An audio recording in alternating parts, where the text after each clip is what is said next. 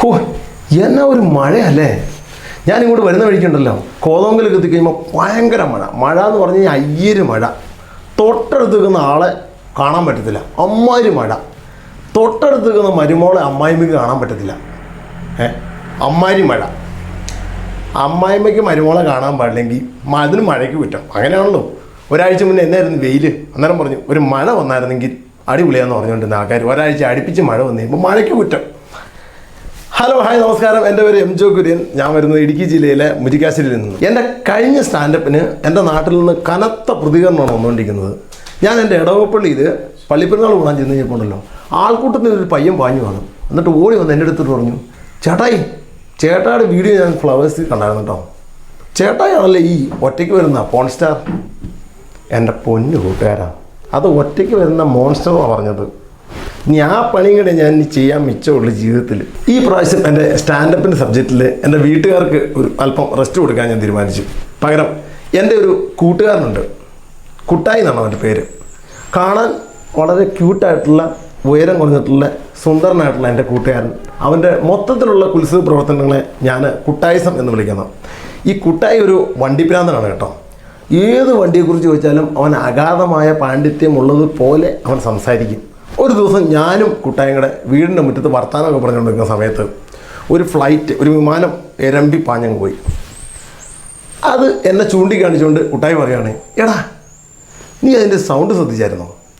അത് സെക്കൻഡ് ഗിയറിലാണ് പോകുന്നത്. അടുത്ത ഗിയർ കൊടുക്കാൻ സമയമായി. ചുമ്മാ ആകാശത്തോട് ഓടിച്ചുകൊണ്ട് കൊടുക്കുമല്ലേ അമ്മമാർക്കൊന്നും നോക്കേണ്ട ആവശ്യമില്ലല്ലോ. ഇതാണ് കുട്ടായി. ചുരുക്കം പറഞ്ഞു കഴിഞ്ഞാൽ ആകാശത്തൂടെ പോണ കേസ് കുട്ടായി വിടുകയല്ല, നിലത്തുള്ള കേസ് കേട്ട് മാത്രമല്ല കുട്ടായി പിടിക്കുന്നത്. ഒരു 30-35 വയസ്സ് കഴിഞ്ഞിട്ടും നമ്മുടെ കുട്ടായിയുടെ കല്യാണമൊന്നും വീട്ടുകാർ ആലോചിക്കുന്നില്ല. വീട്ടുകാരുടെ ഭാഗത്തുനിന്ന് യാതൊരു മുൻകൈയും കാണുന്നില്ല കുട്ടായിയുടെ കല്യാണത്തിൻ്റെ കാര്യത്തിൽ. അങ്ങനെ കഴിയുമ്പോൾ കുട്ടായിക്ക് ഒരു ഐഡിയ തോന്നി. കുട്ടായി ടൗണിൽ പോയിട്ട് ഒരു പായ മേടിച്ചുകൊണ്ട് വന്നു. പായ വെച്ചിട്ട് എന്നെ ഐഡിയ നിങ്ങൾ ആലോചിക്കുന്നതല്ലേ. ഇവൻ ഈ പായ നീളത്തിൽ മടക്കിയിട്ട് പായ വിരിച്ച് കിടക്കുമോ അറിയല്ലേ. അപ്പോൾ അമ്മ വന്നിട്ട് ചോദിച്ചു, എടാ കുട്ടായി, ഈ പായ വലുതാണല്ലോ അത്യാവശ്യം, നീ ഇതെന്താ നിവൃത്തിയിട്ട് കിടക്കാത്ത? അപ്പോൾ കുട്ടായി പറയുകയാണേ, ഒരാൾക്ക് കിടക്കാൻ ഇത്രയും സ്ഥലം ധാരാളം മതി. ഞാൻ പറഞ്ഞല്ലോ, നമ്മുടെ കുട്ടായി ഞാൻ പറഞ്ഞ പോലെ തന്നെ കാണാൻ നല്ല സുന്ദരനും ഉയരം കുറഞ്ഞവനും ക്യൂട്ടായിട്ടുള്ളൊരുത്തനും വന്ന് പറഞ്ഞില്ല. അപ്പോൾ ഈ സ്കൂളിൽ പഠിക്കുന്ന കാലത്ത് ഇവൻ്റെ കൂട്ടുകാർക്കൊക്കെ ഇവനോട് ഭയങ്കര അസൂയ. സംഭവം ഇവൻ ക്ലാസ്സിൽ പഠിക്കാൻ ഭയങ്കര മിടുക്കുന്നതുകൊണ്ടല്ല, ഇവനെ ഉണ്ടല്ലോ ഇൻ്റർവെൽ സമയത്ത് പെൺകുട്ടികളൊക്കെ എടുത്തുകൊണ്ടുപോയി മടിയിൽ വെച്ച് കൊഞ്ചിക്കുകയും ചോറ് വാരി കൊടുക്കുകയൊക്കെ ചെയ്യും. ഇത് കണ്ടിട്ടാണ് അവൻ്റെ കൂട്ടുകാർക്ക് അവനോട് ഇത്രയ്ക്ക് അസൂയ. ശരിക്കുള്ളവൻ്റെ സ്വഭാവം അന്ന് തന്നെ ഒരു 40 വയസ്സുകാരനാണെന്നുള്ളത് ഇവൻ്റെ കൂട്ടുകാർക്ക് കൃത്യമായിട്ട് അറിയാം. സ്കൂളിൽ പഠിക്കുന്ന കാലത്ത് നമ്മുടെ കുട്ടായിക്ക് ഒരു ഉടങ്കൊല്ലി സൈക്കിളുണ്ട്. ഈ സാധനം ഇടങ്കാലിട്ടാണ് അവൻ ചവിട്ടിക്കൊണ്ട് നടക്കുന്നത്. കാരണം അല്ലാതെ ചവിട്ടാനുള്ള പൊക്കം പുള്ളിക്കില്ല. ഒരു ദിവസം പുള്ളി ഈ സൈക്കിൾ എടുത്തുകൊണ്ട് പുള്ളിയുടെ ഒരു കൂട്ടുകാരൻ്റെ വീട്ടിൽ ചെന്നു. എന്നിട്ട് കൂട്ടുകാരൻ്റെ സൈക്കിളിൻ്റെ പുറകിൽ വെച്ചിട്ട് സൈക്കിൾ വെട്ടി പോവാണ്. അപ്പോൾ ഒരു ഇറക്കം ഇങ്ങനെ ഇറങ്ങി വരുവാണ് കേട്ടോ. അപ്പം ഇറക്കം ഇറങ്ങി ഇങ്ങനെ ഇടതുവശത്തേക്ക് തിരിയുന്ന ഒരു ഇറക്കമാണ്. അപ്പോൾ കൂട്ടുകാരൻ സൈക്കിളിൻ്റെ പുറകിൽ നോക്കുമ്പം കുട്ടായി ഉണ്ടല്ലോ, ആ ഇറക്കം വലതുവശം ചേർത്ത് കിടത്തി വീശിയെടുക്കാൻ നോക്കുക. കുട്ടായി നല്ല എക്സ്പേർട്ട് ആയിരിക്കുമല്ലോ, വീശിയും എടുത്തോളം എന്ന് വിചാരിച്ചു. പക്ഷേ ഉണ്ടല്ലോ, കുട്ടായി കിടത്തി വീശിയിട്ട് കിട്ടിയില്ല. സൈക്കിൾ നേരെ ഫ്രണ്ടിൽ പോയിട്ട് ഒരു മാട്ടയ്ക്കിട്ട് പോയിട്ട് ഇടിച്ചിട്ട് നമ്മുടെ കൂട്ടുകാരൻ്റെ ഒരു 4 കരണം പറഞ്ഞ് താഴെ വീണ് അവൻ്റെ കൈ ഒരെണ്ണം ഒടിഞ്ഞ് തൂങ്ങി.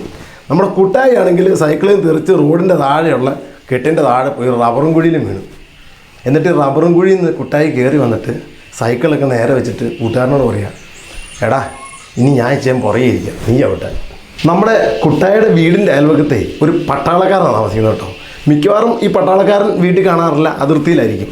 അപ്പോൾ ഈ പട്ടാളക്കാരൻ്റെ പറമ്പിലെ അത്യാവശ്യം ആദായങ്ങളൊക്കെ പറിച്ചിട്ടാണ് നമ്മുടെ കുട്ടായി വട്ടച്ചെലവ് ഓടിക്കുന്നത്. അപ്പോൾ ഒരു ദിവസം കുട്ടായി പോയിട്ട് നമ്മുടെ പട്ടാളക്കാരൻ്റെ പറമ്പിൽ ഒരു ജാതിയുടെ മണ്ട കയറി നിന്നിട്ട് ജാതിക്ക പറിച്ച് ഇങ്ങനെ മുണ്ടിനകത്ത് ഇങ്ങനെ നിറച്ചുകൊണ്ടിരിക്കുക. അപ്പോൾ ഈ പട്ടാളക്കാരൻ അവധിക്ക് വന്നാലും പുള്ളി അറിഞ്ഞിട്ടില്ല. പട്ടാളക്കാരൻ താഴെ വന്നൊരു ഒറ്റ അലർച്ച, അരേ സാലെ കമീനെ ഉല്ലൂക്കപ്പെട്ട താഴെ ഇറങ്ങി വേടാ, ഇന്ന് നിൻ്റെ അന്തി വേണമെന്ന് പറഞ്ഞു. ഇത് കണ്ടിട്ട് കുട്ടായി ഉണ്ടല്ലോ താഴേക്ക് നോക്കിയിട്ട് പറയാം, ഒച്ച വയ്ക്കല്ലേ, തള്ളക്കിളി മറന്നു പോകും. ഒരു ദിവസം നമ്മുടെ കുട്ടായിയുടെ കൂട്ടുകാരെല്ലാം കൂടെ കൂടി കുട്ടായിയുടെ ബർത്ത്ഡേ ആഘോഷിക്കാൻ വേണ്ടി കട്ടപ്പനയ്ക്ക് ഒരു ജീപ്പൊക്കെ വിളിച്ചിട്ട് പോയി. അവിടെ ചെന്ന് വാറിപ്പോയി അടിച്ച് കുട്ടായും കൂട്ടുകാരൊക്കെ അടിച്ച് വീലായി. ഞങ്ങളുടെ ഇടുക്കി ഭാഷ പറഞ്ഞ് അടിക്കമ്പ് പൂസായിട്ട് ഓരോരുത്തന്മാർ തിരിച്ചു വന്നുകൊണ്ടിരിക്കുക. എല്ലാവരും തിരിച്ചു വന്നുകൊണ്ടിരിക്കുക. അപ്പോൾ ഓരോരുത്തരും നമ്മുടെ ജീപ്പിൻ്റെ ഡ്രൈവർ അവനവൻ്റെ വീടിൻ്റെ ഫ്രണ്ടിലാണ് ഇറക്കിയിട്ട് ഇങ്ങനെ പോയിക്കൊണ്ടിരിക്കുക. അപ്പോൾ കുട്ടായുടെ വീടിൻ്റെ താഴേക്ക് ഇങ്ങനെ റബ്ബറിൻ്റെ പ്ലാറ്റ്ഫോം ഞങ്ങളുടെ നാട്ടിൽ ഇടുക്കിയിൽ പ്ലാറ്റ്ഫോം എന്ന് പറയും. അതായത് തട്ട് റബ്ബർ താഴേക്ക് വെച്ചു, അത്രേ ഉള്ളൂ. അപ്പം ഈ റബ്ബറിൻ്റെ പ്ലാറ്റ്ഫോം തുടങ്ങുന്നത് കുട്ടായി വീടിൻ്റെ സൈഡിൽ നിന്നാണ്. അപ്പോൾ ഈ ജീപ്പുകാരന് പുള്ളിയെ വീടിൻ്റെ സൈഡിലേക്ക് ഇറക്കി വിട്ടു. കുട്ടായി ഇറങ്ങിയതും ആടിപ്പോയിട്ട് ഒരു റബ്ബറിൻ്റെ തേയിൽ പിടിച്ചു. റബ്ബറിൻ്റെ തേയെ പിടിച്ചിട്ട് കുട്ടായി ആ റബ്ബറിൻ്റെയും പറിച്ചുകൊണ്ട് തൊട്ട് താഴത്തെ പ്ലാറ്റ്ഫോമത്തിലേക്ക് വീണു. അതൊന്നും നമ്മുടെ ഡ്രൈവർ കണ്ടിട്ടില്ല. ഡ്രൈവർ വണ്ടി എടുത്തുകൊണ്ട് പോയി. നേരം എടുത്ത് നമ്മുടെ കുട്ടായിയുടെ അമ്മ വന്ന് നോക്കുമ്പം കാണുന്ന കാഴ്ചയായി ഒരു 8-10 റബ്ബറിൻ്റെ പ്ലാറ്റ്ഫോമത്തിൻ്റെ താഴെ ഒരു 8-10 റബ്ബറും തൈയും കെട്ടിപ്പിടിച്ച് കൂറക്കം വലിച്ച് കിടന്നുറങ്ങുന്ന നമ്മുടെ കുട്ടായിയാണ്. ഒരു ദിവസം നമ്മുടെ കുട്ടായിയുടെ അമ്മയ്ക്ക് തീരെ വയ്യ, നല്ല പനിയാട്ടോ, ഇപ്പം കിടപ്പില്ല. അപ്പോൾ അമ്മ കുട്ടായിയോട് പറഞ്ഞു, മോനെ കുട്ടായി, നീ റേഷൻ കടയിൽ പോയിട്ട് റേഷൻ മേടിച്ചുകൊണ്ട് വാ, ഇതേ കാർഡുമായിട്ട് പോയാൽ മതി കേട്ടോ. അപ്പോൾ കുട്ടായി പറഞ്ഞു, അമ്മ റേഷൻ മേടിക്കാതിരിക്കാൻ വേണ്ടി ഞാൻ ഈ പണിക്കൊക്കെ പോണത്, എനിക്ക് റേഷനൊന്നും മേടിക്കാൻ പറ്റില്ല. തന്നെയല്ലേ എനിക്ക് റേഷൻ കടയിൽ പോയി കഴിഞ്ഞാൽ എനിക്ക് അറിയത്തില്ല അവിടെ പോയി എന്നാ ചെയ്യേണ്ടതെന്ന്. അമ്മ പറഞ്ഞു, മോനെ അവിടെ ഒന്നുമില്ല, നീ ഈ സഞ്ചിയും നീ റേഷൻ കാർഡ് കാട്ടി തന്നു കഴിഞ്ഞാൽ ആ റേഷൻ കടക്കാരനെ കൊടുത്താൽ മതി, വേറെ ഒന്നും ചെയ്യണ്ട. പുള്ളിയോട് അരി തരാൻ പറഞ്ഞാൽ പുള്ളി അരി തരും. ശരി അമ്മ, ഞാൻ പോകാം, എന്തെങ്കിലും ആട്ടെ എന്നും പറഞ്ഞ് കുട്ടായി റേഷൻ കടയിൽ ചെന്നു. അപ്പോൾ കുട്ടായി അവിടെ ചെന്ന് റേഷൻ കടക്കാരൻ്റെ കയ്യിൽ കൊടുത്തു. റേഷൻ കടക്കാരൻ ആ റേഷൻ കാർഡ് മേടിച്ച് തുറന്നു നോക്കിയിട്ട് കുട്ടായോട് പറഞ്ഞു, ആ ബയോമെട്രിക് മെഷീൻ അവിടെ ഇരിപ്പുണ്ടല്ലോ, നമ്മുടെ ഫിംഗർ പ്രിൻ്റ് സ്കാൻ ചെയ്യുന്ന മെഷീൻ ഉണ്ടല്ലോ, അത് ചൂണ്ടിക്കാണിച്ചിട്ട് പറഞ്ഞു, കുട്ടായി ആ കൈയും കൊണ്ടുപോവാ, വിരലെടുത്താലേ റേഷൻ തരാൻ പറ്റുള്ളൂ എന്ന് പറഞ്ഞു. ഉടനെ കുട്ടായിയുടെ മുഖം മാറി. റേഷൻ തന്നില്ലെങ്കിലും കുഴപ്പമൊന്നുമില്ല ചേട്ടാ, വിരലൊന്നും എടുക്കാൻ പറ്റില്ല, എനിക്ക് നാളെ പെയിൻറ്റ് പണിക്ക് പോകണല്ല. റേഷൻ കടയിൽ പോയപ്പം വിരലെടുക്കാൻ സമ്മതിക്കാത്ത നമ്മുടെ കുട്ടായി ഇനി ഞാൻ കൂടുതൽ എന്തെങ്കിലും പറഞ്ഞു കഴിഞ്ഞാൽ നാട്ടിൽ ചെല്ലുമ്പോൾ എൻ്റെ തല എടുക്കാൻ സാധ്യതയുണ്ട്. അതുകൊണ്ട് ഞാൻ തൽക്കാലം ഇവിടെ നിർത്തുന്നു. നന്ദി, നമസ്കാരം.